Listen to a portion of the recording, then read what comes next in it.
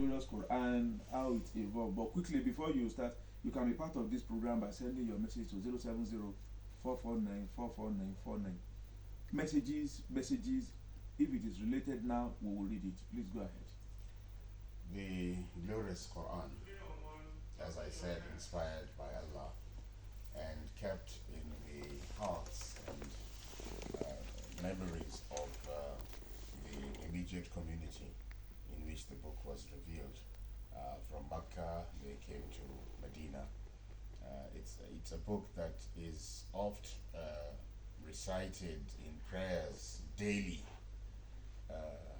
So everybody knew what was recited, and it was when he left years after that one of the caliphs said it should be put into a book to preserve it. Of course, God has promised that we are they that have revealed the scripture, and we are the reminder, and we are the ones that will preserve it. Yes, preserve it.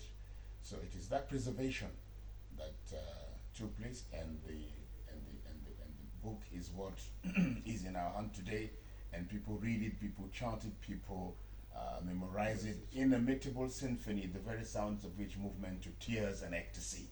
When you read, it has a beauty in the language in which it is being read, being revealed. Here in Nigeria, you get millions of people who do not understand a word in Arabic, but miraculously have committed the entire book to memory, to such an extent that, Reverend, if you miss a dot in the book, you will not go scot-free. They will tell you, no, that is wrong. And this guy does not know the meaning of what he's telling you, but he has memorized it so perfectly that you cannot change anything from it. Almost 600 pages? No, not more than 6,000 words. No, I mean 600 pages. Yes, committed to memory in such a way that you would, as if you are talking everyday language. There are millions of people in Nigeria today, like that. So that is it. And not only that, the Quran is, we were talking, translated into many languages. Translation is different, but the real text is only one text. With internet and Zoom availability and Meet and so on, if people from 150 countries will open a surah in the Quran and will be reading at the same time, all these people will be reading one and the same document without the change of a word.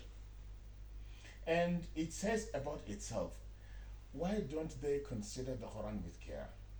If it had come from any other than Allah, they would have found therein much incongruity, much discrepancy, much contradictions. You can have differences in translation, but the original document is there.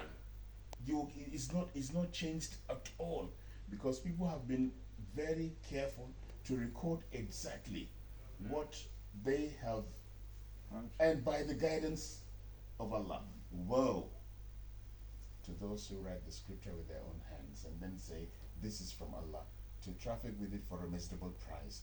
Woe to them for what their hands do write and for the gain they make thereby. So the Muslims kept that in mind.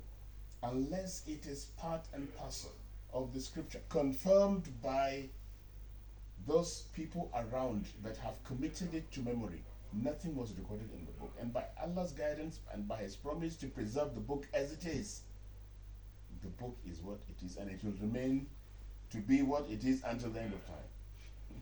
You are explaining how we come about this thing. Yes. You said it was one copy that was there before. Finally, yes. How do we now have plenty of these copies? Yeah, because is this a question? Yes, why I said so was because as at that time there was no printing machine. Yes. And there was just one copy in the entire Muslim world. Yes. So how was it copied to the level that this thing copies were made until we now have the Medinan press or the Egypt press or whatever that millions of copies are printed, and some of these manuscripts that you're talking about are still around today in some museums in Turkey and in other places. Yes, which is the same thing that you see for the Christian scripture. The Old Testament was written in Hebrew. The part of the New Testament had written in Aramaic, and then the Greek. Now, the original text has no problem. The original text remains the original text. But because the beauty of God is that God is for all men. God is not restricted by language, neither is he restricted by geographical location. So there were efforts by many to see that, okay, how do we take this God's message that is inspired to everywhere and people get it and people understand it and people read it? Since one of the key words of scripture is that this book of law should not depart from your mouth. But you have to meditate on it day and night. Before you know it, our time will go. Yeah. So the question now is, now we've understood this book is from God and it's been preserved.